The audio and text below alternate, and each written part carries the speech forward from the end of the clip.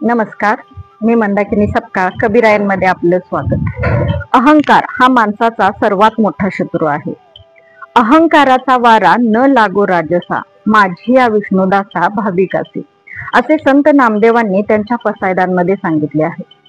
जेव्हा जेव्हा अहंकार आडवा येतो तेव्हा माणसाकडून चुकीचे निर्णय घेतले जाऊ शकतात, चुकीच्या पद्धतीनं व्यवहार केले जाऊ शकतात.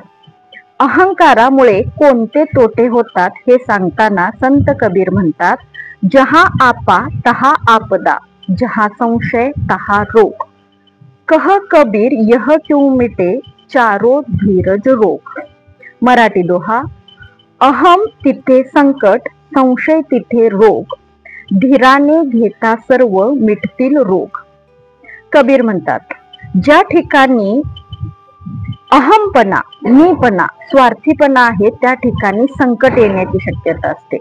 कारण जेव्हा माणूस स्वार्थी बनतो तेव्हा तो फक्त स्वतःचा आणि स्वतःचाच विचार करतो, त्यामुळे त्याच्यावरती संकट येण्याची शक्यता असते.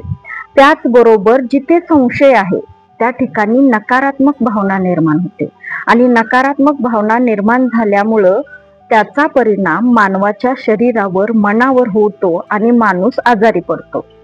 मग माणसाचे हे सर्व विकार, हे आजार कधी बरे होतील? तर माणूस जेव्हा धीरानं घेईल तेव्हा हे सर्व विकार बरे होतील. मग धीरानं घेण्यासाठी त्याच्याजवळ 4 प्रकारचं धैर्य असणं आवश्यक आहे. पहिलं धैर्य म्हणजे त्यानं आपल्या शरीराच्या सर्व इंद्रियांना नियंत्रित ठेवले पाहिजे. दुसरं म्हणजे त्यानं आपल्या मनावरती नियंत्रण ठेवलं पाहिजे. तिसरं, आपल्या शरीराला कष्ट करण्याची तयारी त्यानं लावली पाहिजे.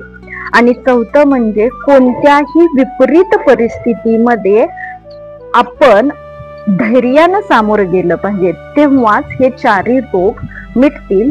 म्हणून संत कबीर म्हणतात, जहा आपा तहा आपदा, जहा संशय तहा रोग, कह कबीर यह क्यों मिटे, चारो धीरज रोग. धन्यवाद.